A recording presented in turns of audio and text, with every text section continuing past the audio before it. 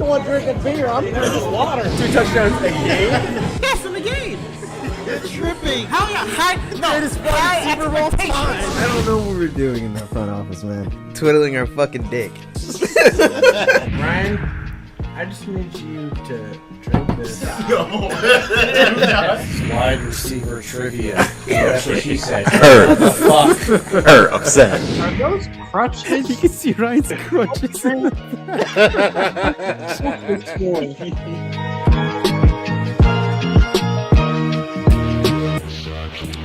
What is going on, folks? Welcome back to After Further Review, back like we never left.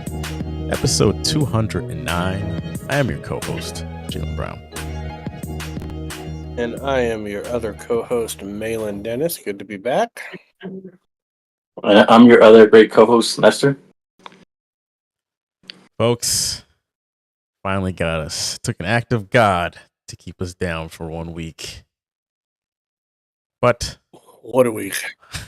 yeah, what a week it was. But we are back. We are back in the saddle. Pretty sure the only other time we missed a week was another hurricane a few years ago. So sometimes it just happens like that. But hey, we're all good. We're back. That's what matters the most. I still can't believe it was like 5 o'clock in the afternoon and you and I are still texting back and forth. Should we try to do the show tonight? Storm's supposed to hit at like 8 p.m. or something. We had all intentions. We're really going to try to make it work. Shit got really out of hand around 9:30 though. Yes. Like I told you earlier, Jalen, I was still outside on my patio at like 9:30, 9:45 at night. I had like my curtain safety pinned, the bags of rocks safety pinned together. I had the game out here. I was watching the Yankee game on the TV. I was dry. At 9:45, shit started getting real, and I was like, all right, guys, we got to pack it in. 30 minutes later, no power. I was like, okay. That's cool. Gotta love it. Gotta love it. Yeah, let's take our opening shot before we get underway.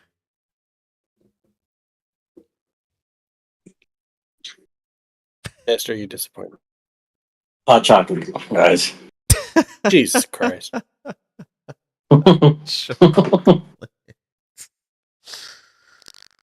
Martha Stewart shows up more hard at things than you do.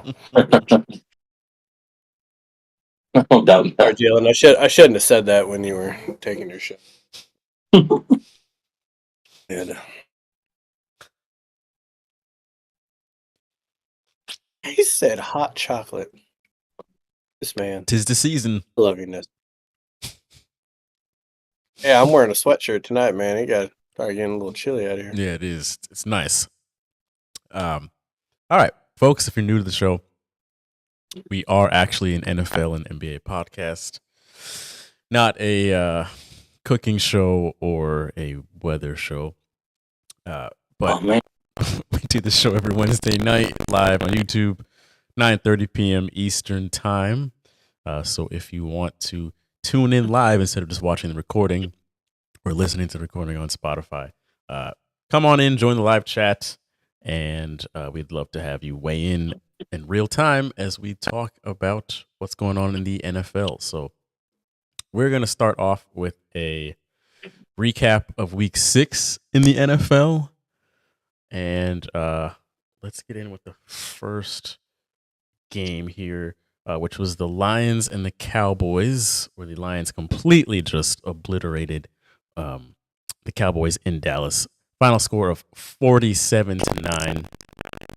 Not gonna lie, really was hoping June was gonna be on this week, but not the case. But that's all right. So, Malin, we will start with you. What is wrong with the Cowboys? I mean, they're the Cowboys. That's what's wrong with them. I don't know, man. They pissed me off. I'm pretty sure I said the Cowboys were going to go to the Super Bowl, didn't I? You Did I say did. that? Those words left your I think I did. And I think I said Dak was going to be the MVP. That's Dang. pretty terrible. Yeah, that's not looking good for me. So June needs to come on here and explain some things. Because this is a talented team. It's a talented roster. It is. How are you playing that goddamn bad? Like, I get that the Lions are good, but how are you that bad? Like, Aiden Hutchinson snapped his leg in half, and they still put up like another 21 unanswered points on you. And you still couldn't do anything on offense without their best player on the field. Dak Prescott, I don't know, man. And the crazy thing is you have all these other teams going out here and picking up wide receivers. And Jerry Jones is like, no, we good. I'm like, no, no, you're not. Like, my Seahawks put up 20 more points in a game against the Lions in Detroit. Like, and my offense is bad. Right. You put up 9 points, guys. 9 points. O-line terrible. You can't pass block to save your life. Running game, I don't even know who they're putting out there at running back right now. But they're not good. I know that. Like, it was an ugly game to watch. Yeah. It was a really ugly game to watch. You were like, okay, this might be the game of the week. Nope. Thank God. Nope. They're just a bad football team right now, man. But there's a lot of teams that were supposed to be good that are just playing bad football right now. It's a really weird year. Nestor, what do you think is wrong with the Cowboys? I think a lot of this is to blame on Jerry Jones because I look at my Dolphins and I look at how the organization is handling everything, and then if you don't get better, I feel like in this sport, if you don't take care of the issues the year that you're supposed to, or the next year, you're just gonna continue carrying that weight until it just all implodes on you. And that's what's happening to the Cowboys. You have no running game. You don't have another wide receiver that's competent after CD Lamb, which is insane. You don't have the pass block, terrible. Defense has some injuries, so that's the only thing you guys had, and now it's not working either because you got some injuries. So it's kind of like the same thing, but that happened to my Dolphins. Like you didn't have a backup quarterback that was competent. I have no idea why you think Skylar Thompson is valid for this role. But yeah, the terrible decisions of the organization is just this is what you sow or reap, whatever. I don't know. I'm tired of this season. It's week 6, week 7. And About to I be 7. thought I drafted one of the best teams in fantasy, and everything is upside down, and all these good teams are losing. And the only prediction that I have right is that Cincinnati is completely fraudulent as a team, which we'll get to that later, I guess. But this is terrible. I didn't want to see the Cowboys like this, honestly. Well, boys, I would be lying if I said the same thing. I think a lot of their problems stem from the lack of any semblance of a running game, which makes their offense extremely one-dimensional. And like you guys have been saying, CD is the only real viable receiver that they have anyway. So when your offense is just Dak to CD, it's like it's not very hard to take that away. So what else you got going on? And then, you mix into the fact that Jerry Jones is delusional and completely botched their offseason as far as picking up new players and then extending the players they do have, and the timing of that was just really odd. Yeah, I was not thinking they were going to look this bad this year. That's still a bit of a surprise to me, but I did not think that they were going to be all that good. So I really how much think they better gotta would improve this that running game. how much different would this team be looking if they had gotten Derrick Henry or Saquon Barkley? I mean, it's insane how inept they are. And on defense, like, okay, I know Parsons is hurt right now, but he played 4 games. Like, Right. we've gone from Parson and Diggs being like staples on defense that people are used to talking about. I hear nobody talking about Right. anybody on this Dallas defense. So, I mean, it's sad. I don't like it. They're what, 2 are they 2-3 now? Do they have a bye at some point? Or are they 3-3? Good question. What is their record? You guys are just god fucking awful. They're lightning y'all. They're 3-3. 3-3. Okay. So I mean, they beat Cleveland, the Giants, and Pittsburgh. A bunch of barn burners. So And they really should have lost a couple of those. they should have lost to Pittsburgh. Yes. And they should have lost to the Giants. It took a last second. It took a last second touchdown for Dak Prescott to pull that one from the jaws of defeat. I mean, Jesus, I don't know.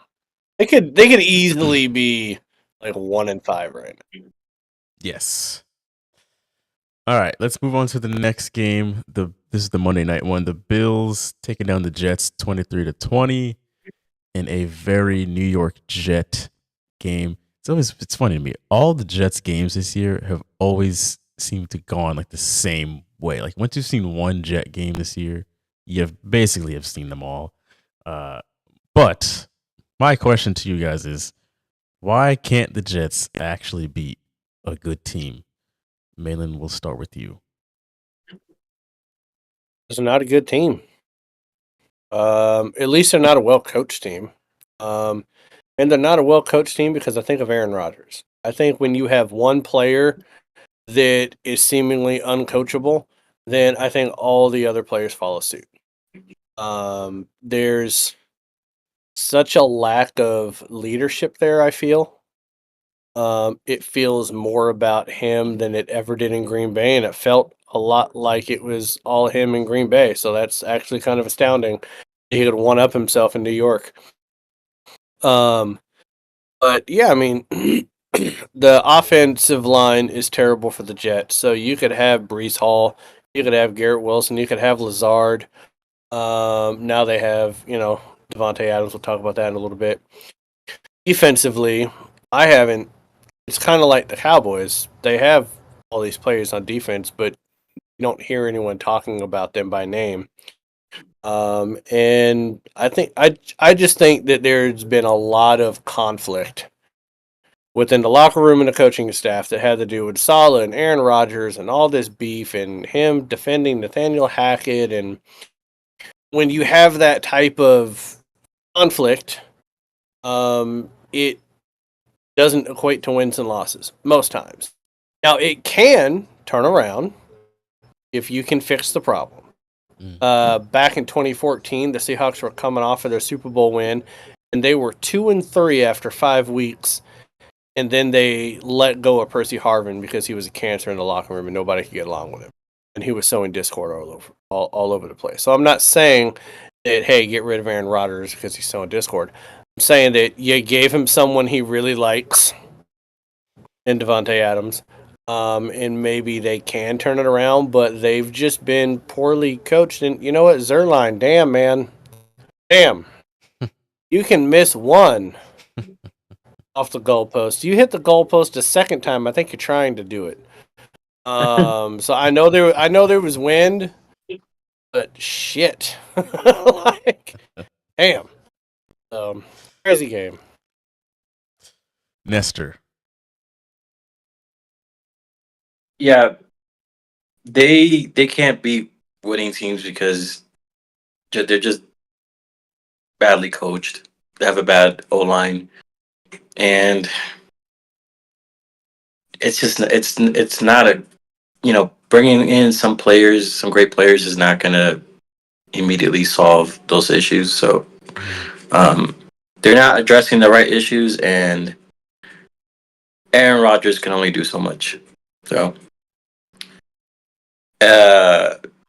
I think it's fair that they're losing to the Bills. The Bills are, I feel like are slightly, not slightly. They're better than the Jets, but the Bills we've seen they can't really beat the top three, let's say NFL teams or top four. Like we always see them hang around, this area. So fair game. I wonder. I guess we'll get to that later on, but um, I wonder how much Adams is going to do for them because, Right. like we're saying, I mean, the O line is still terrible. So yeah,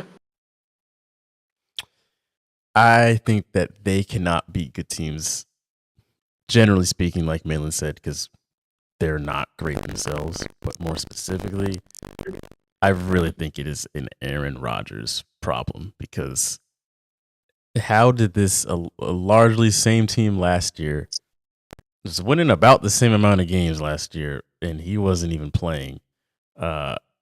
So he comes in and still has not had any big games that have wowed anybody. Still doing the same things of blaming receivers and got his head coach fired. Nat Hackett is still there for whatever godforsaken reason.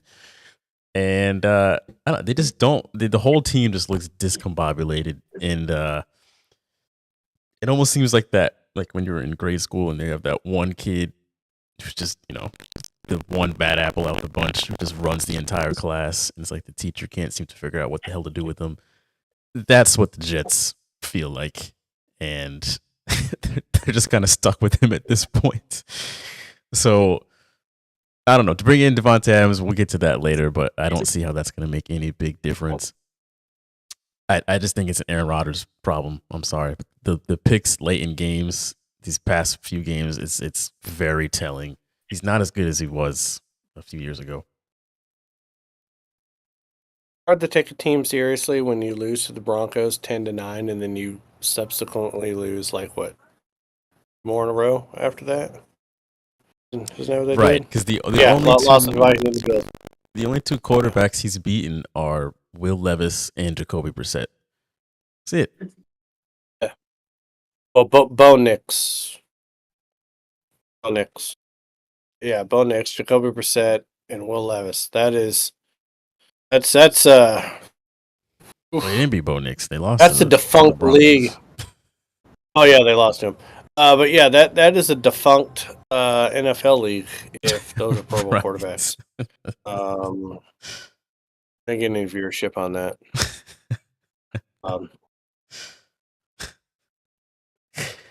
Yeah.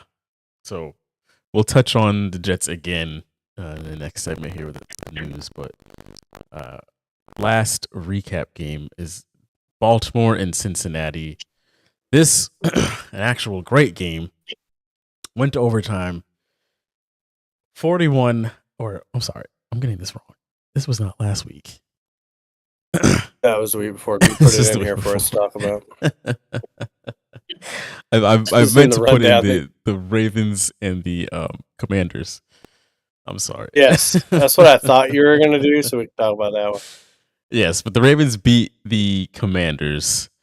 And the question I was going to ask you guys was, the Commanders, should Commanders fans, I know it's a loss, but should they still be content with the loss? Like, were there some good takeaways from this game? Or was it like a wake-up call, like, we still can't beat title contending teams? I think when you're building a team like Washington is right now, I think you can take positives away from defeats. They're not supposed to be 4-2 right now. They're just not. And you took a team like Baltimore, within 7 points. The game didn't actually feel as tightly as contested, kind of watching it or whatnot, but they still hung in there. And your quarterback is still learning. I mean, hey, he's still, threw for almost 300 yards, a couple touchdowns, no picks. Running game concerns me because I think Robinson is hurt, right? I think Brian Robinson's hurt. Mm-hmm. So I mean, they had 18 carries for 52 yards. That's under a 3 average. So that's not good. But as far as the team itself, I mean, until you come into a year with expectations and you start dropping games, you can still take positives out of negative because you can still see growth. Last year, I think we can all believe that this is probably going to be like a 44-10 game. If this was last year's Washington Commanders. So Right. the fact that it was even competitive, Jaden McDaniels is showing like he is, the best rookie quarterback. Most consistent. I know that Caleb Williams has come on late the last couple weeks, but definitely the most consistent, not making a lot of mistakes. Very Russell Wilson-esque to me. Jaden Daniels. And like he's very, very Wilson-esque to me. So yeah, I would still see positives there. Nestor.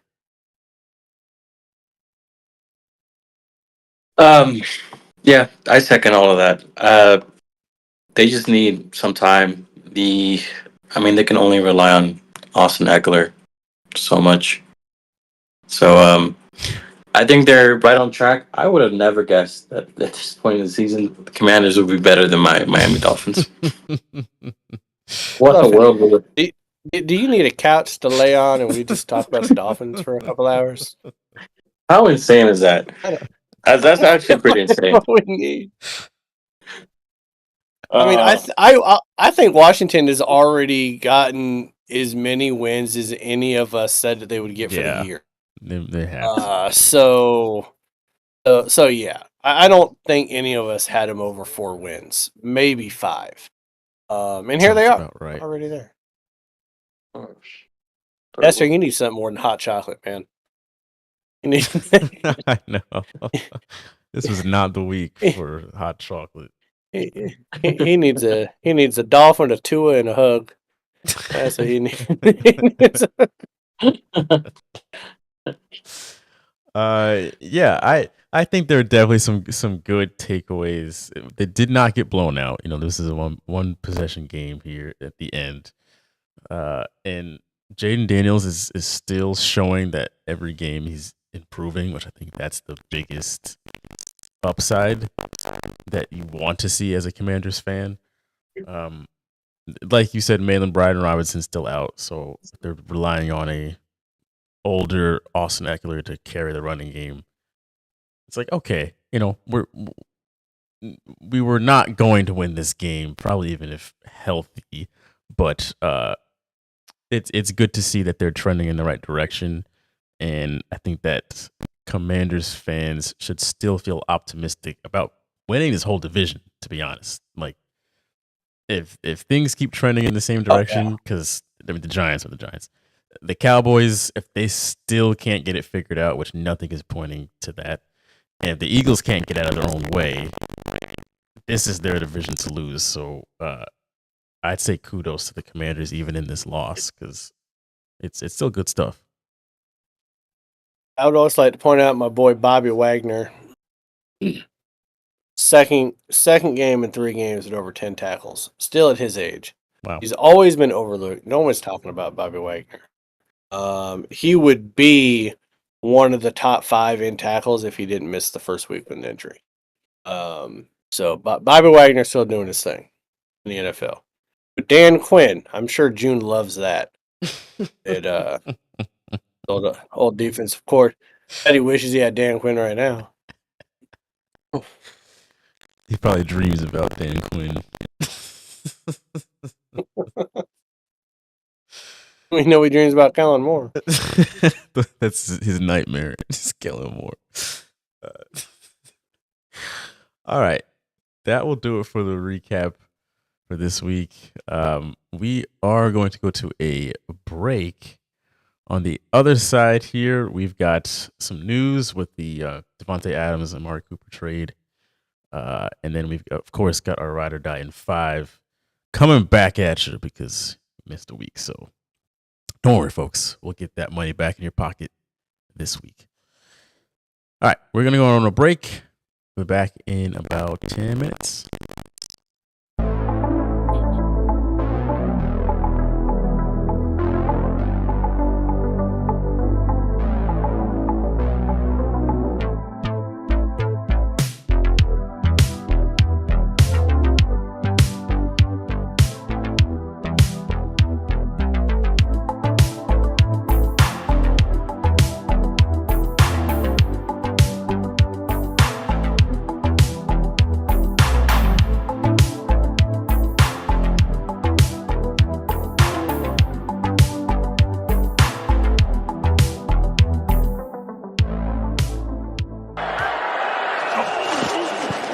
touchdown ball came out of his hand. That is a fumble, and it is scooped up. No, now it's picked up.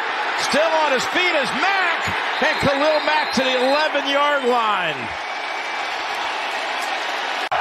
Try to determine. Gardner Minshew, what is this? What are we doing, man? I know it's week 1, but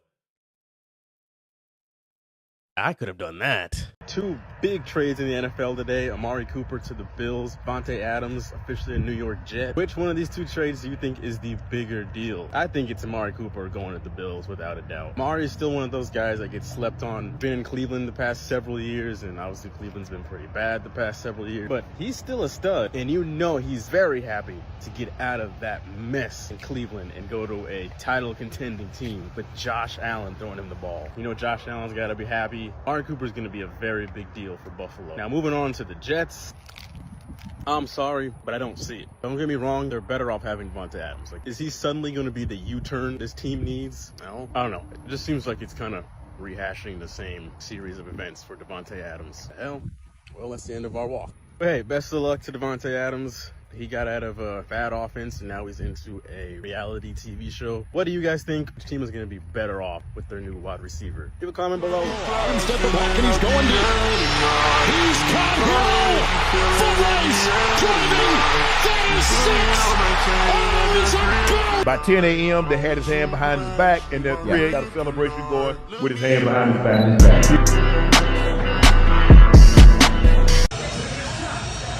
Take a shot. Too much on. Rise up.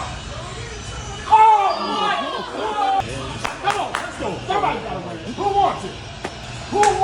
How bad do you want it? Oh, you got it. Here we go. White wine. Oh, not tonight, sir. Dak Prescott. Dak Prescott's going to be an MVP this year. He needs to be paid. He wants to be a Cowboy for life. So Dak is going to go all out this season. Tua for MVP. If we get to the Super Bowl, Tua had to win MVP. So I'm going to go with Tua. Joe Burrow's going to be on a mission this year. Comeback season right out the gate. Stop my Patriots week 1.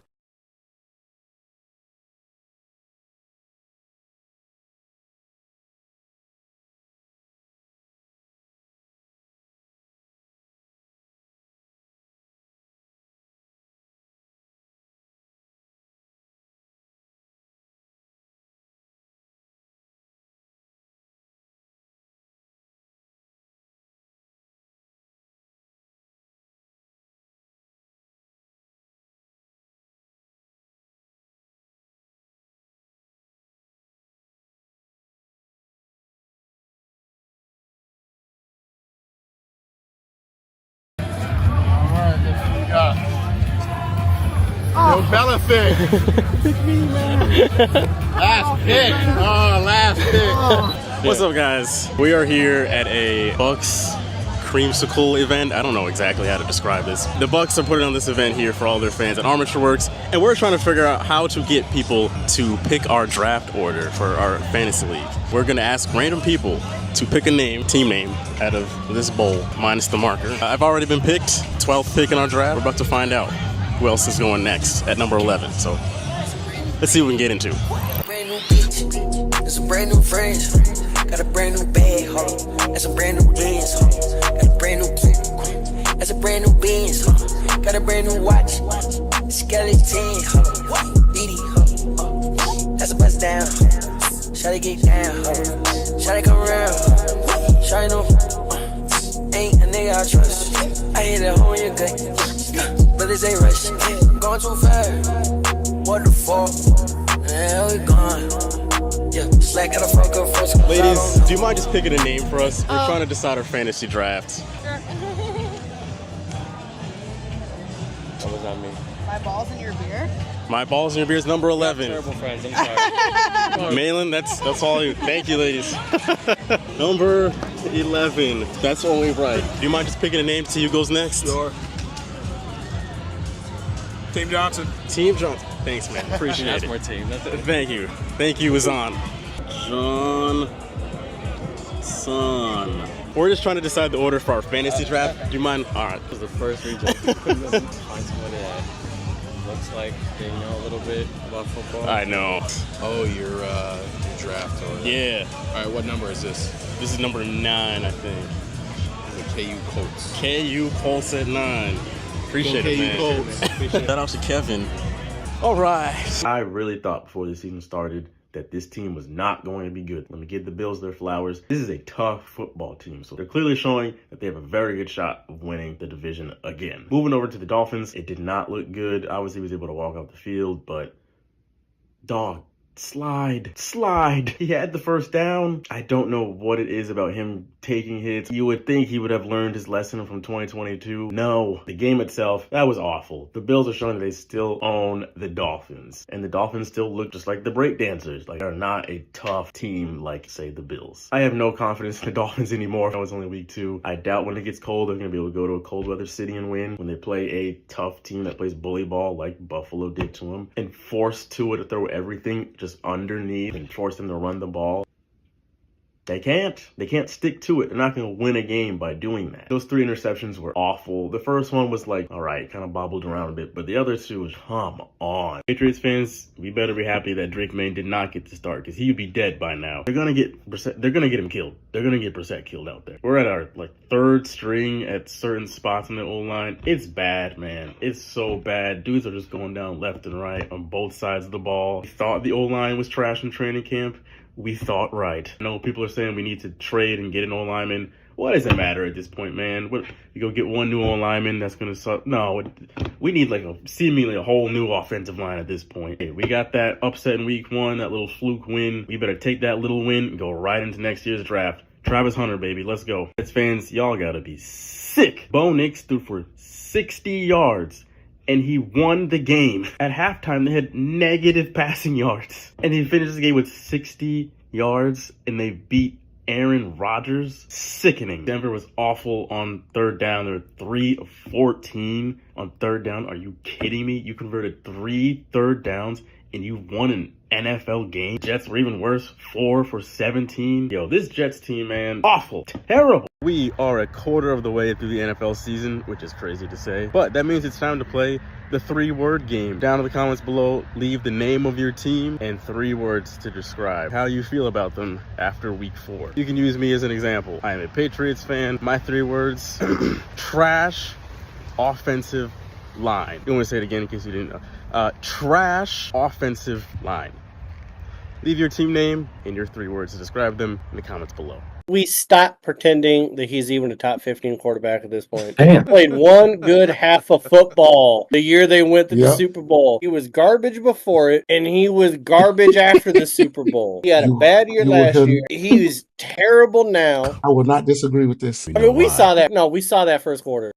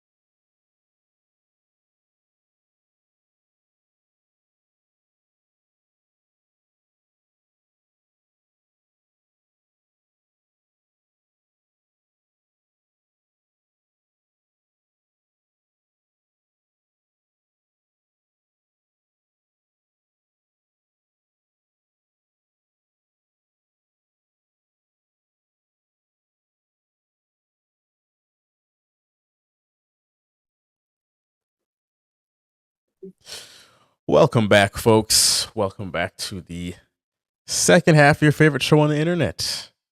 After Further Review, episode 209, we are joined by the one, the only G Money. What is going on? Gentlemen, it's good to see all of you. Nice to see you survive the hurricane and none of you are living the third world life anymore. Well, looks may be deceiving. Looks may be deceiving. Jalen and I did get our power back, so we're feeling pretty good about it. Right. And I have one. You're not having people drive around in pickup trucks with quad 50s on the back, shooting up the neighborhood, knocking over aid workers, It didn't get it didn't get that bad. It I didn't get mean, that. you're not North Carolina. Let's just put it like that. You're not North Carolina. Way to put some perspective on it. Always. That was what kind of beer you got there? It was a tall beer. Yeah. It's Elysian Space Dust. All right, now I need some beer. Oh, okay. You might drink some beer. Now I just want some. No, it's not you guys' favorite. Oh, he wants that BBC. Now you guys' favorite. He'll be gone for a few minutes. He saw that tall glass just glistening. He was like, I need some of that BBC. And he goes, that hot chocolate, man. You know what I'm looking for. I have a sponsorship with the very own. Hey, Jalen, I will say this. This Florida Ave came out with a hazy IPA. Pretty good. You had it. You had it at my house. That was the one you had. Oh, that was the one I had. Okay. Yeah, that was hazy IPA. That was very good. The second one. I need to buy some of that. Well, gentlemen, cheers to a great second half. Oh shit. We're gonna be getting into some of our emotions, I think, in the second half. So yeah. I need it.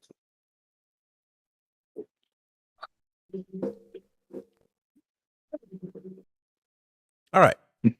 We're gonna start off with the news. Ease our way into things a bit. We're going to start off with the Davante Adams trade. He's now officially a New York Jet as of yesterday.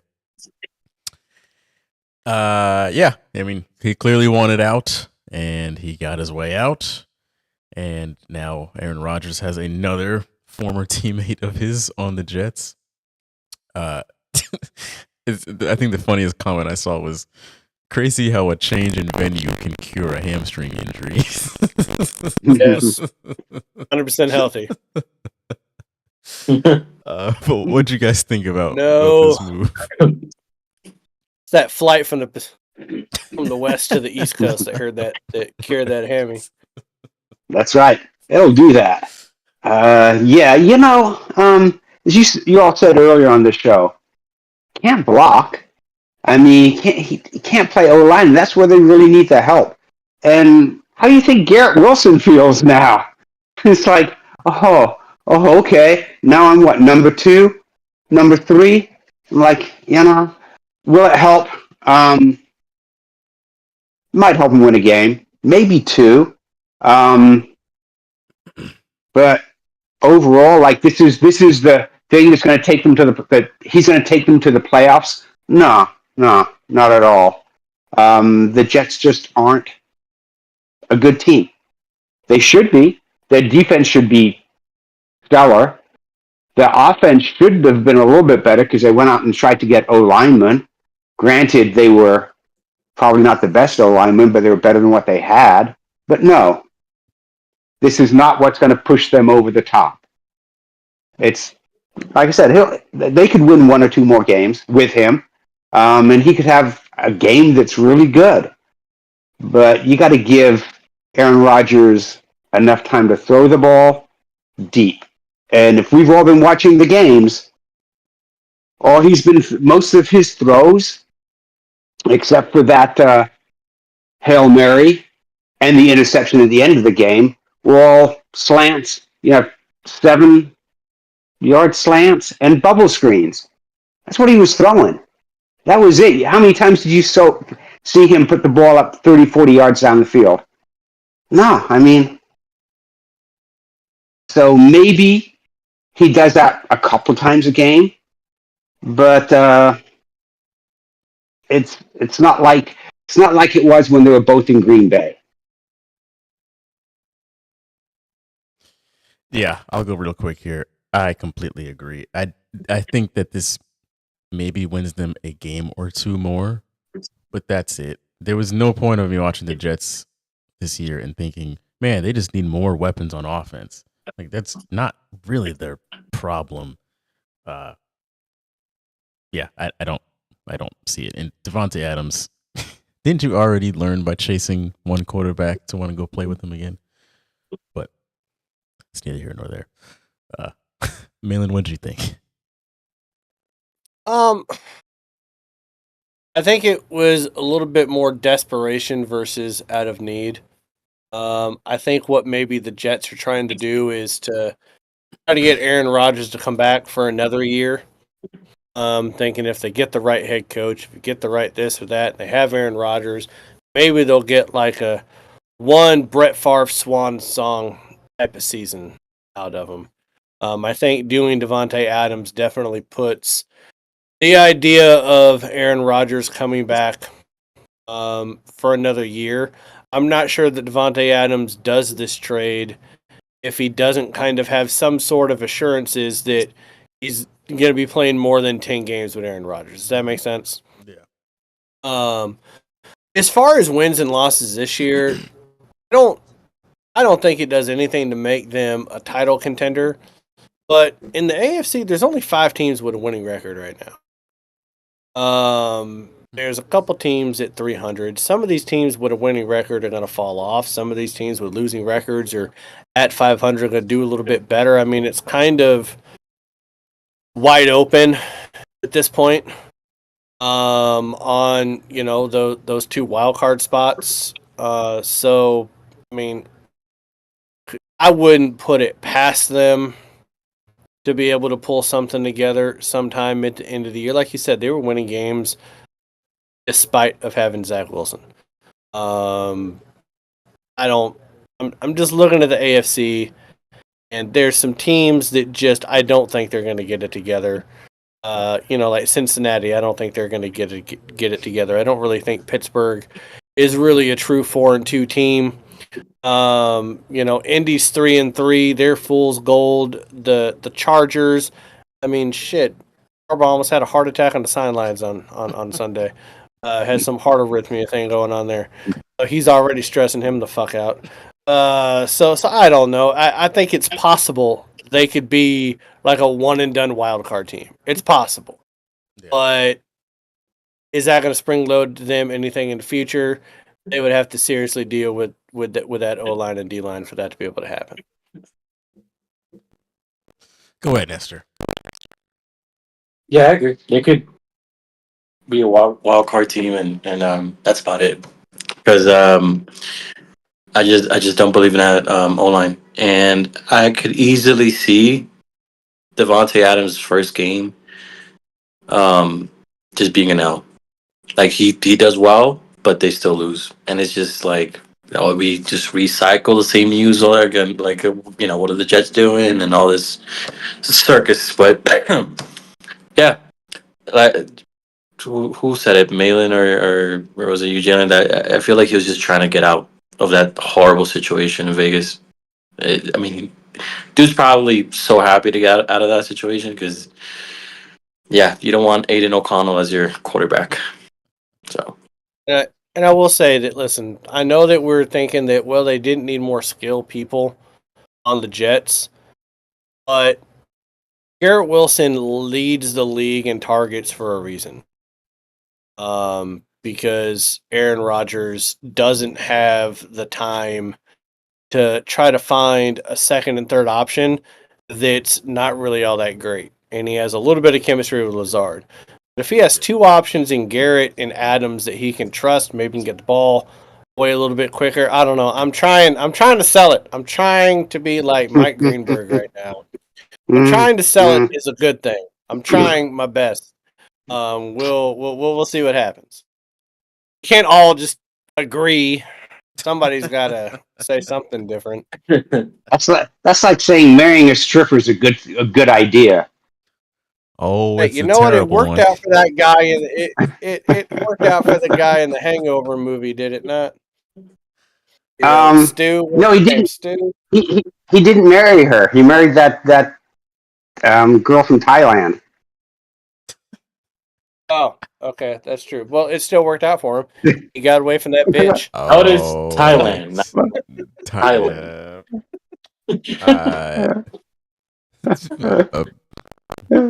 I'm not. That went somewhere else. It's No, this is not the emotional segment, so we're not going to get into that part. Let's go to Amari Cooper going to the Bills, which I thought was an actual good move. Also, I think really ironic the teams that like just played each other immediately, like tried to one up each other. But yeah, Amari Cooper now a member of the Bills. Amari just got out of Cleveland and said, "Thank heavens." Josh Allen's now got a new weapon. To me, this seems like a win-win. Very good situation for the Bills and Amari Cooper. But G Money, what do you think? Yeah, I definitely agree. I think it makes the Bills better.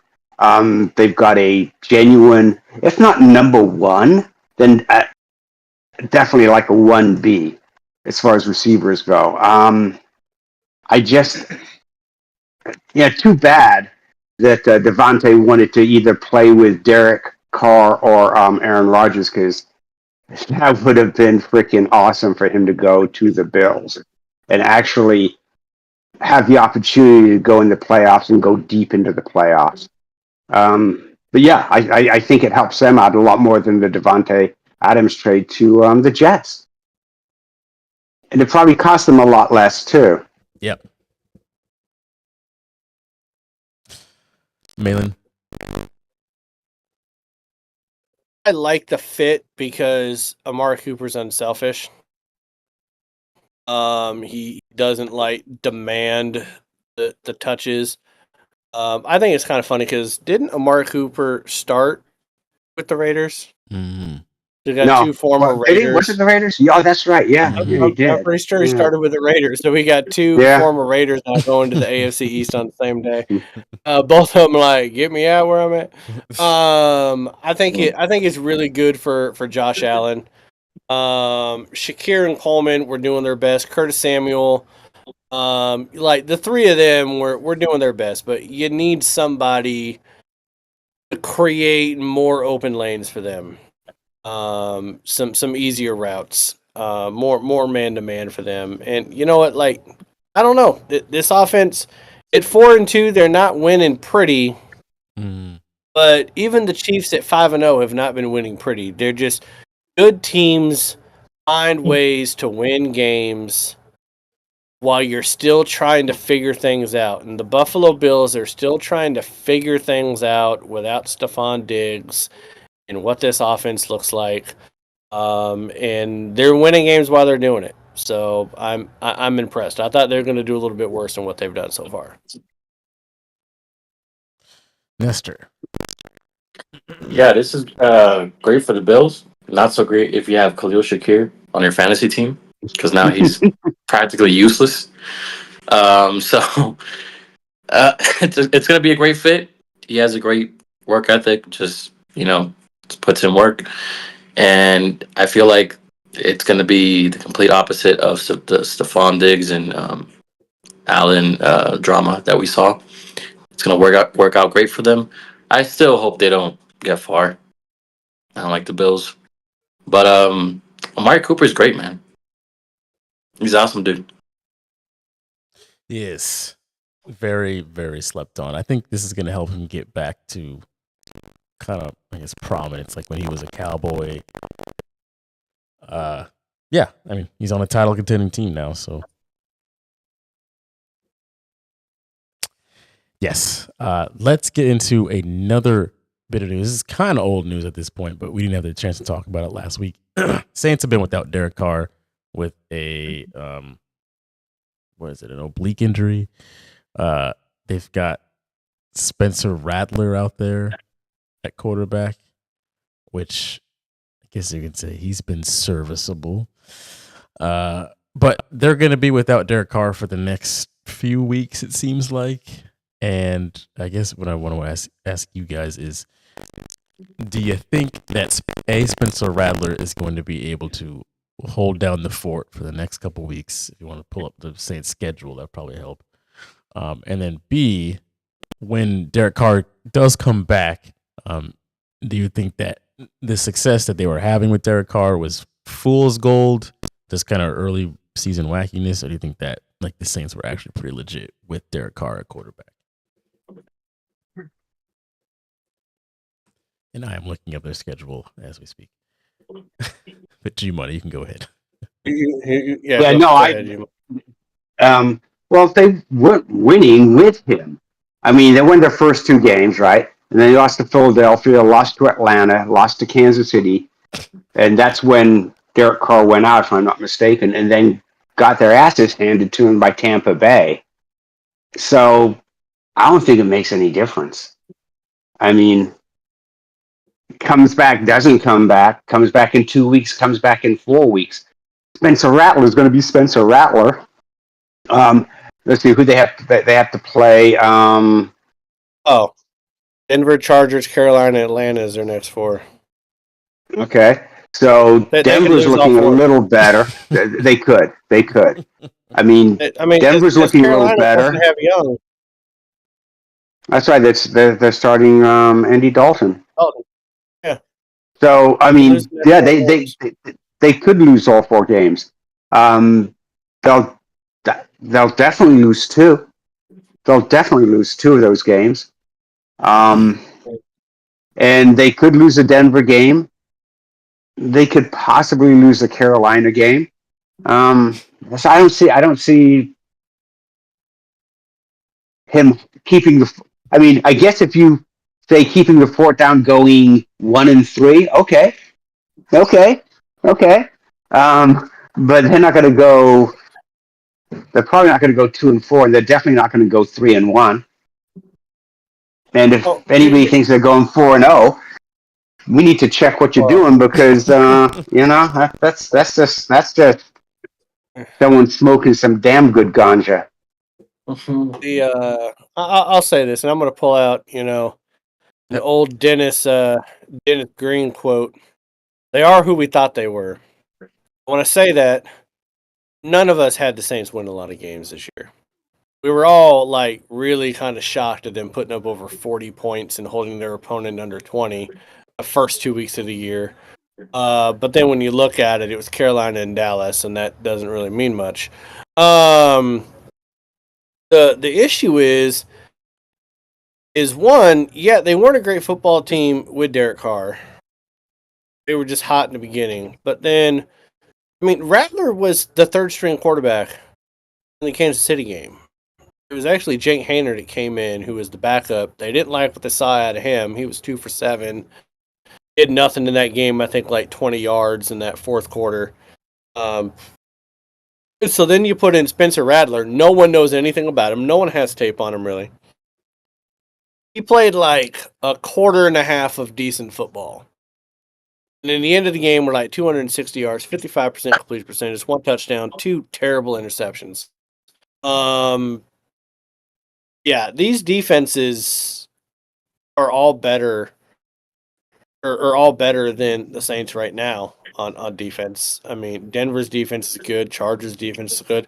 Carolina's defense is not the reason why they were losing ball games. It was Bryce Young. And then Atlanta's been doing some stuff. So that's 4 losable games.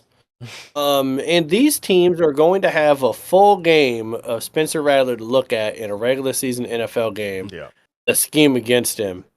And so yeah, they were who we thought they were. They just fooled us for 2 weeks.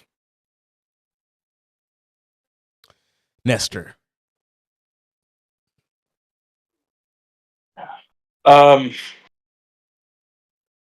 Yeah, I think what happened with the Cowboys, some people just, thought they were coming in hot.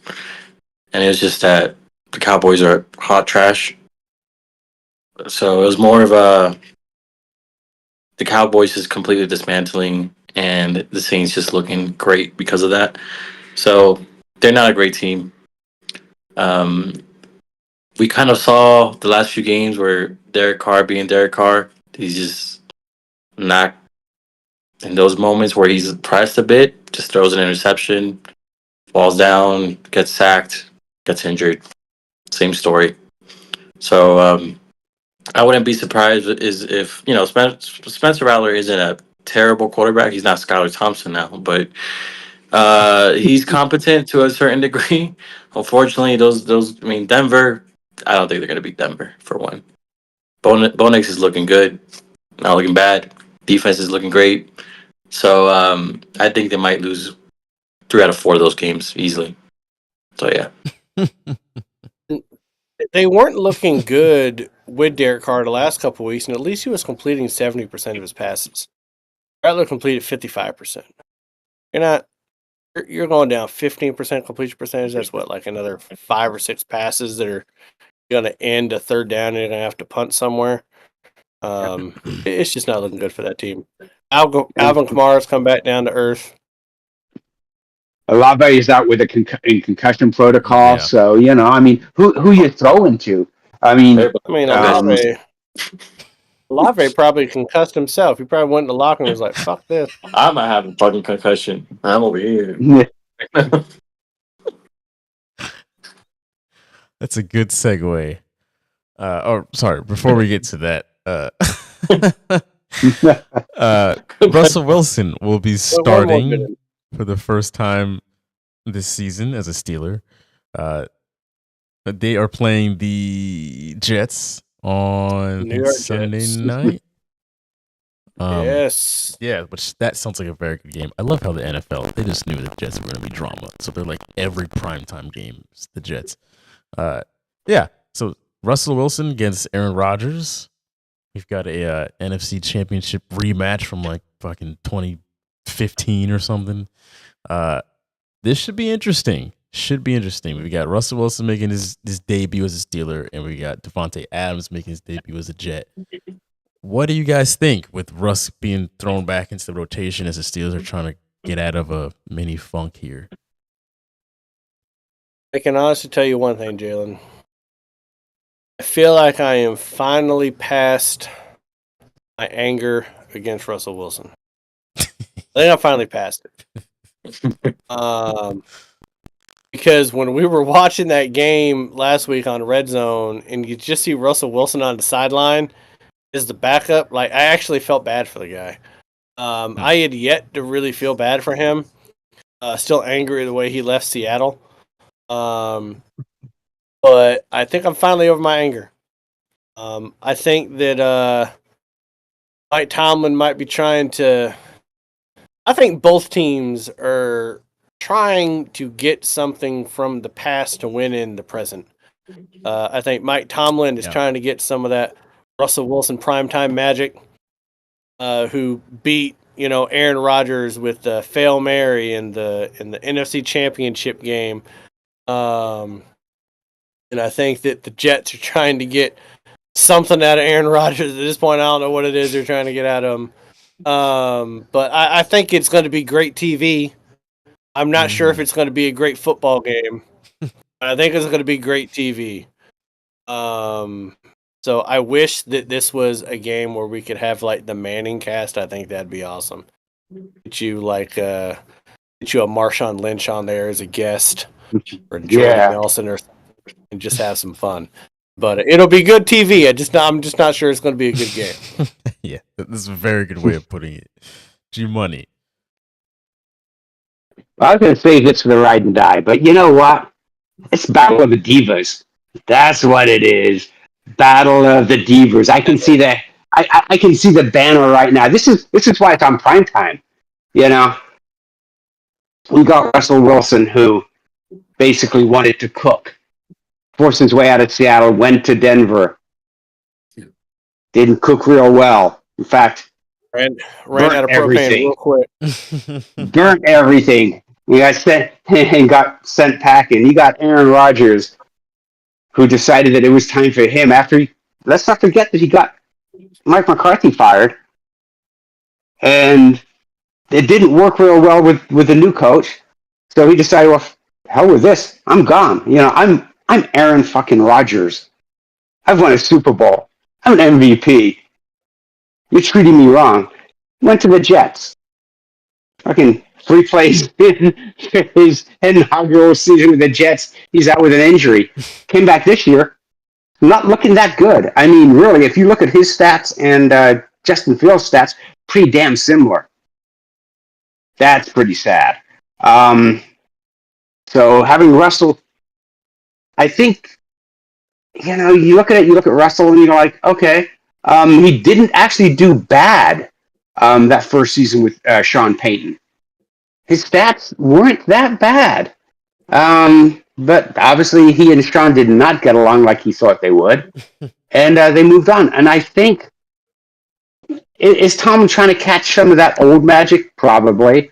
But I still think that Russell throws a real good deep ball, and Justin does not. And I don't think Aaron throws that good deep ball anymore either. Oh, that was the Hail Mary good. Well, he does. That's the only one. That's the only good deep ball. Nestor.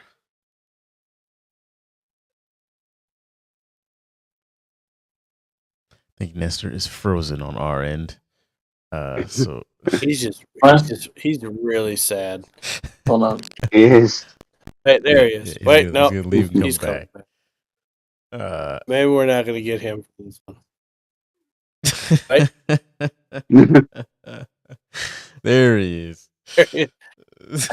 I thought he was like. I thought someone was like painting a portrait of him or something at some point. Or he was just in some serious, really fatigued with his Dolphins and his fantasy team. And his fantasy team. Oh man, I don't know. I have no idea what it is. I don't even know. I have brain rot at this point. I don't know. I have Justin Fields on my fantasy team. I don't know what to do. I don't know what to tell you guys.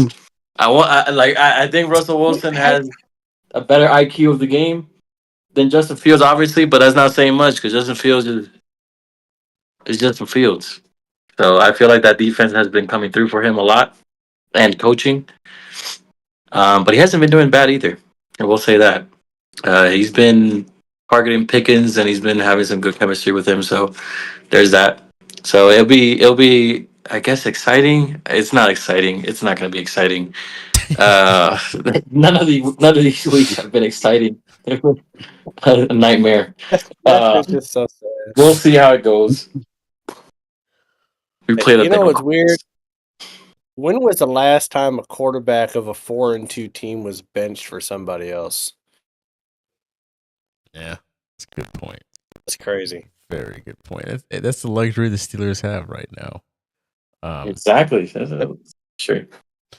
But we are witnessing half of the current Super Bowl quarterbacks playing the same game against each other. Which is really stupid, but it's not going to be a good game. There's only 4, isn't there? Shit. Yeah. All right, let's get into. So we're going to go around here and do a little emotional check-in with all of us in our respective teams and how we're feeling right now. I am going to NFL teams, not fantasy. Yes, strictly NFL actual teams.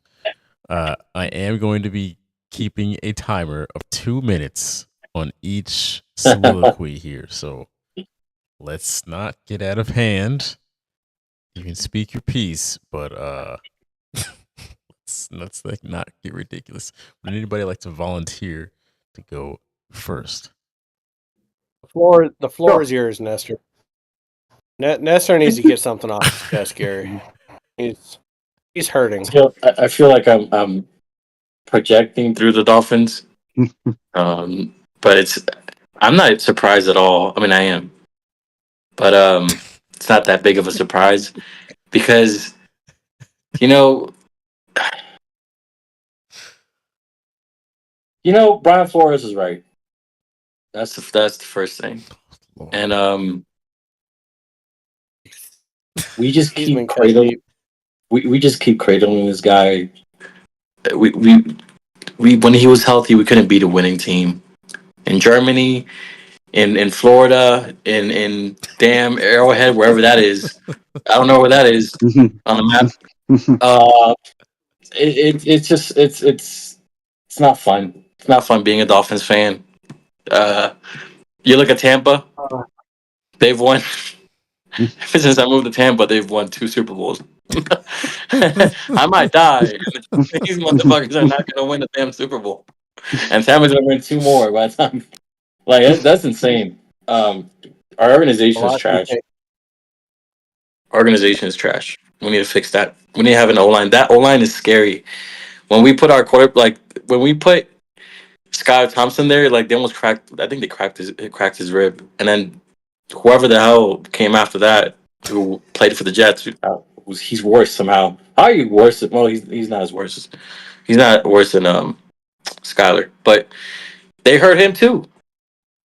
So now we have Huntley, where Huntley's the only thing Huntley has is he can at least escape the pocket and just run for his life. But this is not fun, and we're playing the Colts, and it's just not going to be a fun experience this Sunday. We need this organization to start making smart decisions. That's all. I mean, I'm just pissed at fantasy and overall everything else. Good. That was exactly 2 minutes. That was concise, sir. See? Perfection. Go ahead, Gary. I'm actually the Seahawks are exactly where I thought they'd be at this point, 3-3. My concerns is that they're freaking. How can you put the ball in the air so much and not run the ball? My concern, of course, was with Grubb coming over from the University of Washington and going into pros. I'm like, man, we're throwing way too much. I mean, the last three games, Gino's put it up 50 plus times a game. That's insane. That's a recipe for failure. And it also bothers me that our defense it's not the worst against the run, because there are a couple more teams that are worse than us, but it's fucking bad, and I expected it to be a lot better than what it is. So I don't feel bad about the record. I feel bad that we're not doing that. Like, it makes no sense to me why we're putting the ball up 50 times a game. Detroit, I could understand that was a shootout, but the Giants, the fuck, Grubb. Open up your eyes. You're not at Husky Stadium. Yeah, there we go. Very nice. Malin, the floor is yours. Oh. Like I mentioned during the break, I've never had the Seahawks 3-3 and me just be as chill as I am.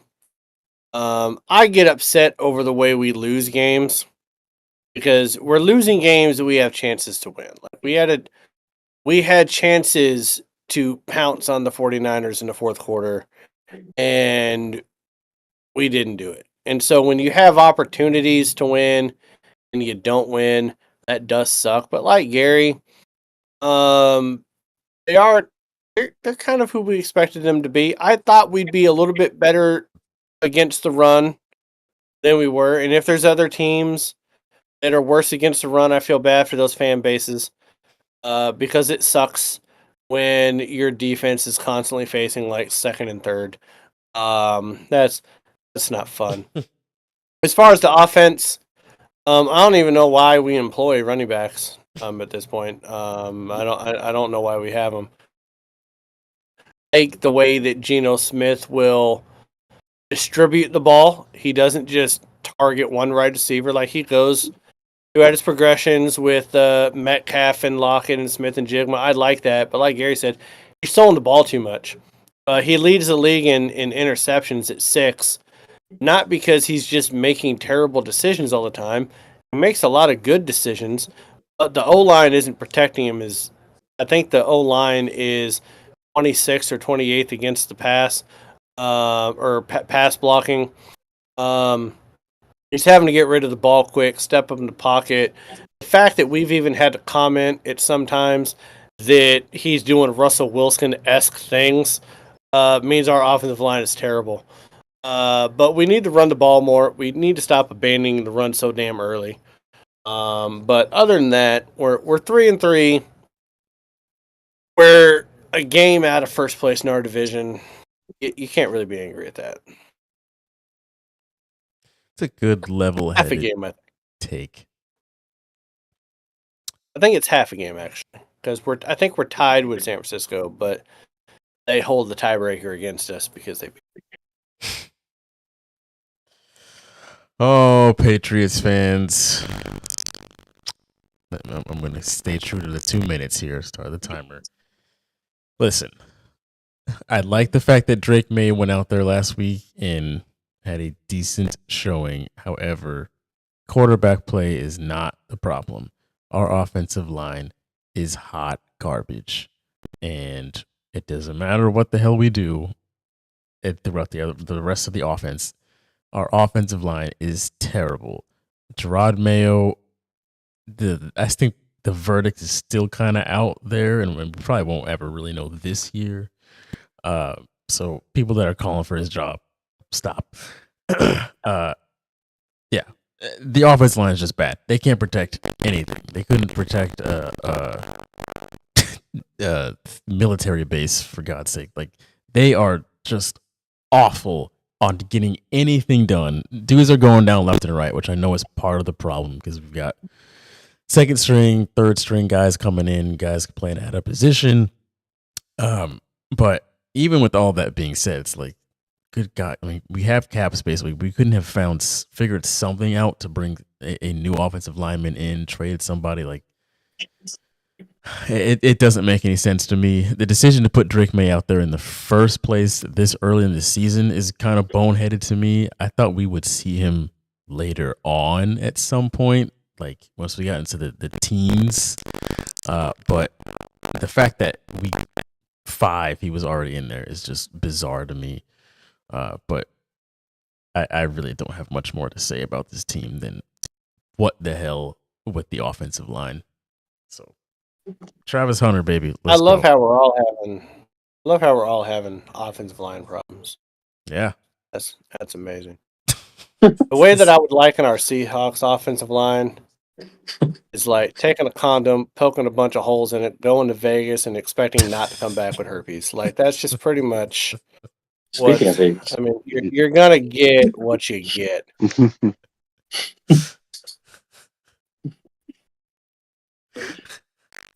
Well, on that note, let's get into everyone's favorite segment here. The final thing, the Ride or Die in 5. This is where we give you the 5 best picks in sports betting this weekend. Primarily NFL, because that's all it is for us. I would like to say I've been keeping track of our records as of this season. So Oh, Jesus. this season specifically, I am 12-11. G Money and Nestor are 11-12, and then Malin is bringing up the rear at 8-15. Bad. What? 8-15? Yeah, 8-15. God damn. Woo! And I went 4-1 the last week we did this. I got half my wins in 1 week. Come on, come back, people. Yes, last week G Money was 3-2. The rest of us were 4-1. So I need to give me 2 minutes just to talk about the Ride or Die in 5. Jesus. That is where things stand. But new week, we got some good games coming up this weekend. We're gonna start off with a 1:00 game on Sunday. We've got the Bengals at the Browns. Bengals are 6-point favorites on the road. G Money, we will start with you. So we'll start where we all left off. O-line's being shitty. Cleveland's O-line has given up 31 sacks. 31. That's more than, Jalen, your Patriots. That's more than my Seahawks. And that's more than Nestor's Dolphins. Shit, we could probably combine 2 of our teams and still not quite hit 31 sacks. You know? And let's not forget that Deshaun Watson sucks anyway. Give me Cincinnati. I'll give Cleveland the 6 points. Just give me Cincy. I'm going to agree. The Browns. Let me make sure this is clear. The Browns are a awful football team. They are terrible on offense. There is not a team that probably misses a starting running back more than the Cleveland Browns. They just have absolutely nothing going for them. And Amari Cooper is gone. Not that they were getting the ball when he was there, but give me the Bengals in 6 points. Malin. Yeah, normally when you're giving someone 6 points on the road, you're like, what the fuck? But the fact that Sean Watson is 0-26 on third down, his last 26 third down. 0-26. Hasn't converted a third down in his last 26 tries. I've never heard of a stat like that to where I'm like, you get to third down and you pretty much know your team is punting the ball. 26 0-26 on third down. That is insane. Browns fans that think that they would be a lot better if they had Baker Mayfield, you guys would still be garbage. You would just have maybe one more win. But Baker Mayfield couldn't turn this shit into an edible meal. This is like saying, hey, Baker, here's my fridge that didn't have power for 4 days because of the hurricane. Make me a nice dinner and see what happens. The team around Deshaun Watson is also shit. So you have a shit quarterback, shit team, no Nick Chubb. Stefanski's got to be out of his goddamn mind.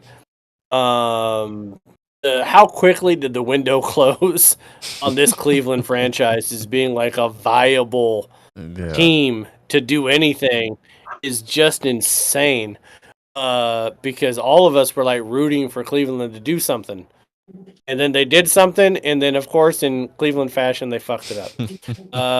So that's good for them. But I'm taking the Bengals and Joe Burrow's little frosty 90 boys hair there. Great. Nestor.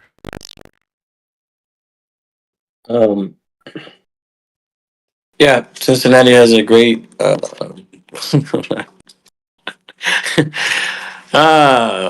They're great. I mean, will they cover? I don't know because they look like shit, honestly, against the Giants. But this is Cleveland. Cleveland's terrible. And now they lost Amari Cooper. So I don't know what they're gonna do with their lives. Even what's his name, Myles Garrett. I think just wants to just get the fuck out of there at this point. He's probably tired of all that shit. He just wants to just turn into a country singer. He's like, I should just get out of here, just go to Tennessee and just start a new career. With these people, it's horrible. Yeah, give me Cincinnati. I like their running game for some reason. No bias at all. I like their running game. I like Chase Brown. Zach Moss is dead apparently, but Chase Brown is great. So that's awesome. This man finds a way to talk about fantasy in every single fucking segment. He's either brought up the Dolphins or fantasy in every segment.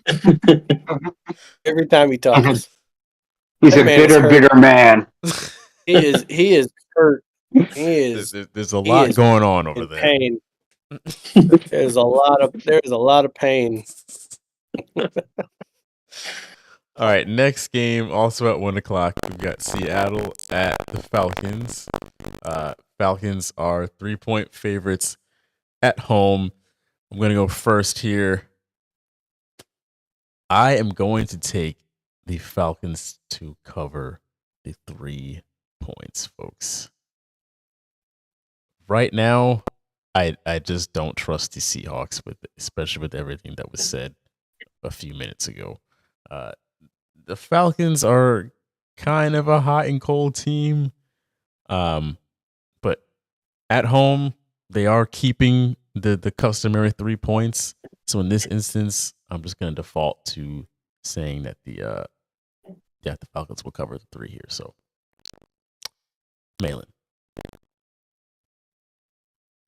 First off, you're an asshole for putting this team on the docket. This is the first Seahawk game we put out here. Is this having to go to Atlanta? We picked them against the Lions 2 weeks ago. Yeah, we did.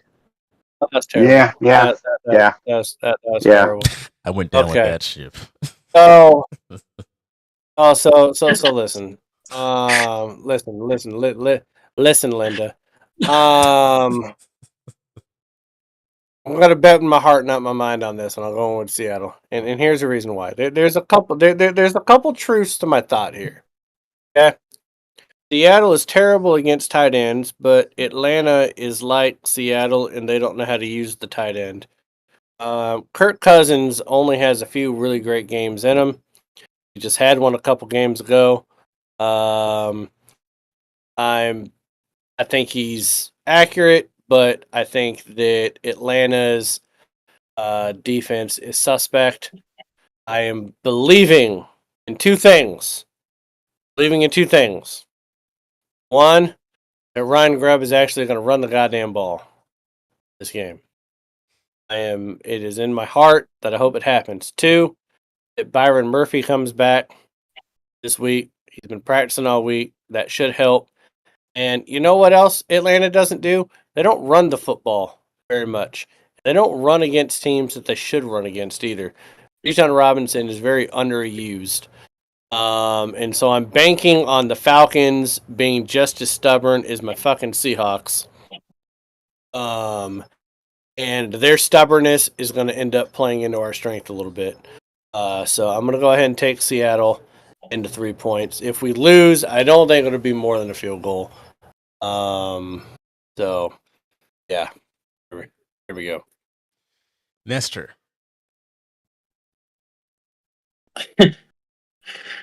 Give me. I'm sorry. Give me Atlanta. I just think the only reason for this, because I feel Atlanta's really like a really wishy-washy team. And Devon Witherspoon is still recovering from that hit from Montgomery. I just think the travel time. That's all. It's just a long flight, and Seattle's just trying to get it together. DK's felt bad for the man because he didn't get that touchdown.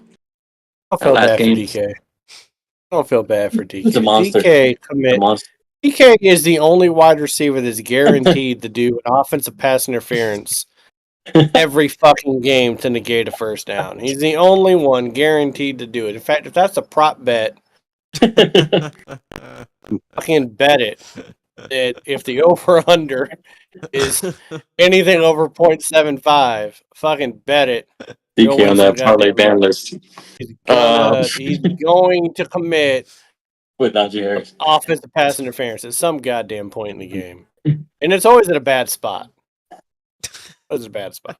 I hope Atlanta loses, but give me DK and the boys. All right. Wait, what? What? Wait, You can't say DK and the boys. You mean the other way around? You want Atlanta, right? Yeah, Atlanta. What the fuck? All right. Okay. I was totally confused. I know. He was like, I want Atlanta, but give me DK and the boys. I was like, wait a minute. I'm so confused. So confused. G Money, go ahead. Well, the only two times this season that Seattle was a dog was against the 49ers and against Detroit. And they lost both of those, and they didn't cover. As much as I want Grubb to run the ball, and it's interesting because if you look at the last three games, they were having between 70 and 82 offensive plays a game. That's a lot of offensive plays when you stop and think about it. But when you're running the ball 25 to 30 times and you're passing the ball 50 to 55 times, I don't know if he gets out of that. I don't know if he wants to walk away from that. And I just... And, Tariq Woolen's going to be out. Witherspoon's probably going to be out. Murph may be on a snap count. So I'm going to take Atlanta. I'm going to take Atlanta minus the 3 points. We'll be okay. This is what happened against the Lions, except I was with Malin, and I said, next time this happens, I'm going to think twice. And let's not forget that Seattle's 1-4 against the spread. Okay. Damn. It's gonna be fine. It'll be fine. It's gonna be all right. All right. I have not lived in a space where the Seahawks have lost 4 games in a row in a very long time. So last year they did it last year. Pete Carroll's they last lose year. 4 in a row? Yeah, They lost Pete 4 in Carroll's a last row? season. Okay. Dude, man, see, that's what happens when you smoke the ganja, man. You kind of forget what happens because you don't want to remember it. Yeah, it's bad memories. That's why they prescribe that for PTSD. You know, so you That's what forget the happens bad memories. That's what happens when you subsequently, after an NFL year, go through a divorce and drink more. I guess the That too. Kind of forget what happened with the year after. All right. 4:30 game Oh. between the Chiefs and the Niners. Pick'em game here. Niners 1-point favorites at home. Malin, what do you like here? I like the Niners in this one. Mason dodged a major injury. He'll be back. They're saying that McCarthy could play his first game, but he'll be on a snap count. But for all intents and purposes, like at this point in the season, San Francisco's healthy. And they're playing smart, good ball. Purdy is playing really good within the system. Kansas City, they've been eking out wins. If this was in Kansas City, maybe I would go the other way. But being in San Francisco, I just have feeling the Niners are going to have their way in this game a little bit. I'm actually not even thinking it's going to be that close. Nestor. Never forgets that the Niners are playing against the Chiefs and the refs. Even if they have Xavier Worthy out there, and Juju. Give me, I don't He know, did man. not just say Juju. Did not just say Juju. He's Never mind. I'm not gonna go there. I know he's a Chief, but give me the Chiefs because they have the refs on their side and they can't seem to lose for some reason. Their defense is like number 1 when they're not, but they don't lose. And the Niners just have Kittle.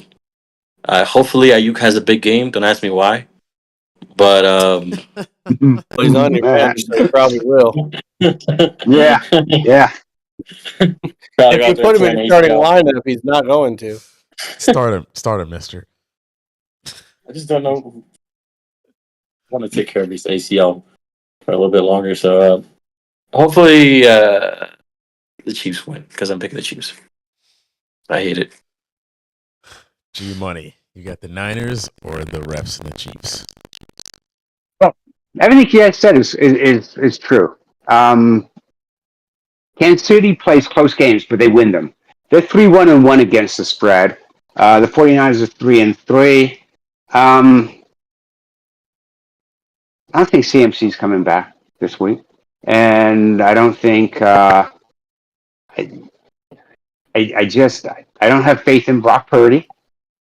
And Ayuk seems to have disappeared after they paid him the big contract. And I don't think that's his fault so much that they're not calling plays for him, which I don't understand why you pay him the money if you're going to underutilize him. Trade him. So you got Debo Samuel, and no one else. No. I'm going to take Kansas City. I can see Mahomes pulling it out at the end and then winning by a field goal. And you're giving him 1 point on top of that. So then they win by 4. Boom. This is going to be my comeback week, people. Comeback week. I also have Patrick Mahomes keep hope alive. Pulling out in San Francisco and winning this thing with his Kansas City Chiefs. Like Nestor mentioned, he's got the refs on his side. So listen, until what's the saying? When you've seen a pattern over and over again, no one's beaten them yet. So I'm gonna just assume that the pattern continues here. The Niners are obviously very good. I can't see McCaffrey starting this week. I feel like when he is ready to be back, it'll be like a definitive, like he's back in practice, he's back with the team type of thing. So yeah, I think Chiefs, one way or another, they are going to find a way to very strangely, in a fourth quarter with a couple minutes left, win this game. With some, maybe some speculative, kind of odd, strange refereeing going on. We've never seen that before with this team, but if it happens, it happens. So I'm going to take the Chiefs to win this game with the refs. I love how Jalen talks about the Chiefs and the refs like the Patriots didn't have the refs on their sides for 20 years. If anybody knows best. Very coy about that.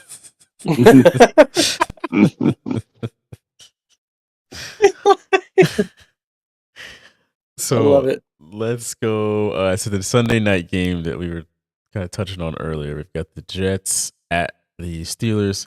Steelers 2-point underdogs at home. We're going to start with Nestor here. I don't have a damn clue because the Jets are awful, even with Davante Adams and then Steelers. You have oh man, Battle of the Divas. I love Nestor so much. Shit, this is toss a damn coin. You know what? I don't fucking know. Give me. I don't know if I trust Russell that much in his first game. God, I don't know. Making this one hard. It kills me, Jalen, that he has 3 more wins in Ride or Die in 5 this year than me with this type of shit. Give me Because Pittsburgh. he does this on like 2 games every week. Pittsburgh. Pittsburgh. All right, got it. What? Oh God. G Money. Oh. I'm taking Pittsburgh, and I'll tell you why. TJ Watt. That man's a monster. He's going to sack Aaron Rodgers 3 times. I will also say that Davante Adams sees probably the ball 15 times, 10 of which will be bubble screens. And a couple of long balls that he'll try will be short. One will be intercepted. There we go. Pittsburgh plus the 2. I agree, 100%. Davante Adams is gonna get a lot of balls forced to him, and it's going to cause some turnovers here and there. But TJ Watt will sack Aaron Rodgers several times here because listen, this Jets team can't seem to protect him regardless of who they're playing against. TJ Watt, like, it's damn sure they're not gonna be able to protect him against him. So give me Pittsburgh and the points. I know it's kind of sacrilegious with the home team being given points. Yes. One team's 2-4 and one's 4-2, and the 4-2 team's playing at home. Yeah. And Russell Wilson isn't exactly a downgrade to Justin Fields. Right. Pittsburgh defense is one of the big reasons why they've been winning games. Inconsistency on the Jets' offense and offensive line is one of the reasons why they're losing games. So, to me, this is one of those Vegas ones where they're trying, when you look at this point spread, they're trying to get more people to bet the other way. So, this is why that is a little bit skewed on why Pittsburgh's plus 2, in my opinion. Vegas is trying to get more action on the other side. So, I'm taking Pittsburgh plus 2. Nice. Last game of the week here, we've got the Monday night game. We've got the Ravens coming on down here to Tampa. The Ravens are 3.5-point favorites on the road. Underdogs. Don't you have an underdog? No, favorites. Never mind. Favorites. Yeah, Nope. Baltimore's Shut up. favorite. Shutting up. Tampa's a dog. Shutting up. G Money, if you'd like to go first. I'm taking Baltimore. They've got number one offense in the league, and they run the ball about 29 times a game, and they throw the ball about 26 times a game. That's goddamn even almost. I mean, that's how you want your offense. You want a balanced offense. They have a balanced offense. The defense isn't as good as it was last year with Mike McDonald, but they're the number one against the run. They allow 59 yards a game rushing. So they make you throw the ball. They suck against the pass, though. So if they can't sack Baker Mayfield, that'll be an issue. But I'm taking Baltimore. I just, aside from having Lamar Jackson and Derrick Henry on my fantasy team, Little personal interest. He loves that balance attack.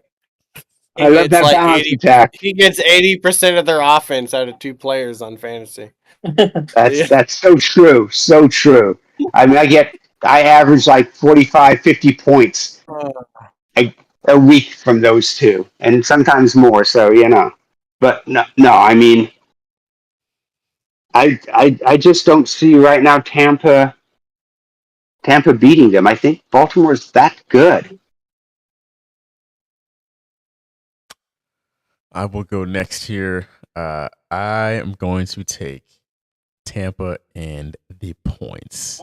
They don't have to win, but I can definitely see this being a close game that comes down to the wire here, with Justin Tucker kicking a last-second field goal, or just the Ravens keeping the Bucks at bay by just about a field goal. So this should be a very good game. I mean, we have two very good offenses going head to head here. So yeah, I mean, Baker's having a damn near MVP type year. Lamar Jackson's he's even reigning MVP. So this should be a great game. So I'm gonna take Tampa and the points. Malin. Yeah, this is a scary game, Jalen, because we're going to it. Yes, sir. Monday night, Jalen and I will be there. And so when I take Tampa and the points, when they fuck me on this pick, I'm gonna get in a fight with somebody. I'm already a volatile person when I'm in the stands. But no, I am taking Tampa. Here's the reason why I'm taking Tampa. I'm not a believer in this Baltimore defense, especially in their secondary. Baker Mayfield is playing out of his mind. He has lots of offensive weapons, and when it comes to the running game, I don't know that Baltimore's come up against somebody like Vita Vea. I'm a fan of him. He's an old Washington Husky. He's a run stuffer. I think he'll neutralize at least part of that Ravens offense, make that Ravens rushing attack a little more one-dimensional. I don't think they'll have the success up the middle like they do with other teams. I think they'll be kicking it more to the outside. Maybe you'll see Lamar Jackson running the ball to the corners a little bit, or to the sticks. But I just have it in me, man. This Tampa offense is for real. They've been proving that, and so since they've been proving that, and I'm going to pick them, that means they're going to fuck us, and I'm already going to be drinking in the stand, so I'm going to be angry, and I'm going to be blaming the people around us for the Bucs' shortcomings. So yeah, Tampa in the point. Tampa plus 3.5. Like to also throw in, for statistics here, we have never gone to a game and the Bucs lost. So just want to throw that out there. That is true. That is true. Numbers there. That is true. So Nestor, we've been to a few to them. We've been to a few of them. Do what you will with that information, Nestor. Yeah, that playoff game with the Eagles was so much fun.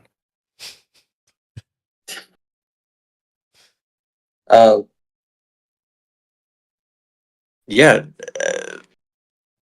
Nothing you guys said is wrong. Not. I mean, I agree. Everything's fucking 100% accurate. Baker Mayfield's playing great. Um, he's healthy. Mike Evans is playing out of his mind. Godwin is starting to surge a little bit. Running game is a little weird with Bucky Irving taking over, and somehow now he's better than Rashad White. Uh, yeah, the Ravens' running game. I mean, their offense might, run into like a kind of like a narrow passage here. Totally unintended, but I just feel as much as some people think, Mayfield's going to pull it out. I just think the Ravens got so. Give me the Ravens. I would love to I see love how Tampa Bay. Nestor always does one pick with 4 to 5 reasons why the other team is going to win. Love it. It is great. I mean, he had a little bit less like confidence in what he was saying on why the Bucks should win. There was a little bit less, so I kind of felt like he might have gone with the Bucks on that one. I'm confused But too. he ended up he ended up doing his normal U-turn at least one pick. You related you? I know you saying that. I forgot what I picked. Tampa Ray. No, I picked Baltimore. Yeah, Ravens. Give me the You Ravens. picked Baltimore. Oh Jesus Christ! He didn't even know. He didn't even know what team DK was playing on. Well, he drank half a beer. This man It's the has some mix emotional between the damage. chocolate and the beer. Yeah. All right. So to recap what we picked, this is a bit of a different week, I feel like. But so the Browns and the Bengals, we all picked the Bengals to cover the 6 points. The Seahawks and the Falcons, Malin picked the Seahawks and the 3 points. The rest of us took the Falcons to cover. The 49ers and the Chiefs.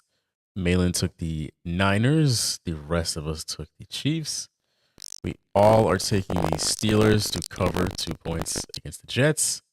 And then on Monday night, G Money and Nestor are taking the Ravens to cover 3.5 points. Malin and I are taking the Bucks and the points. So does that sound accurate? This is one of those weeks where I feel like the best anyone's gonna do is 3-2. Yeah, that's what it smells like. This is also a weird Monday where we're supposed to have 2 Monday night games. I think it's Chargers and Cardinals, or like at 9:00 on Monday. Yeah. Fuck that. Yeah. We'll be at the real Monday night game, and we'll be doing some interviews, people. So look out for some videos. We'll be doing the normal videos we do. Right. Bucks fans are going to be uber confident, like they still got Tom Brady. It's going to be amazing. After the hurricane, we're gonna wild it out. It's gonna be great. They came back stronger. Oh yeah, we're going to be right there in the thick of it. Do a couple shots at the car, go get a beer. Eat 3 hours before we get food. It'll be amazing. Should be a great time. All right. That's going to do it for this week's episode, folks. Be sure to follow us on Instagram and TikTok. It's at AFR Sports. Like Millen said, we're going to be doing some interviews on Monday night. So that's where to follow us at to see it on Monday night and see what we're up to. Besides that, folks, thank you for listening. Thank you for watching. Good luck to everybody betting wise this week. We've never steered you wrong besides the past 3 weeks. Anyway. Apparently I have. Well, last week we did, depending who they listened to, they either they won money regardless, but if they listened to you all that went 4-1, they won more money. So, we did steer on one 2 weeks ago. If we didn't have the hurricane last week, we probably would have made them more money. We're going to go with that one. We would have made that Lieutenant Dan money. I like your optimism. Dan. All right, folks. We will see you a little bit on Monday night, and then we'll be back here next Wednesday. So have a good week. Thank you all for messing with us for another week. We'll see you all next time. Peace out. Peace.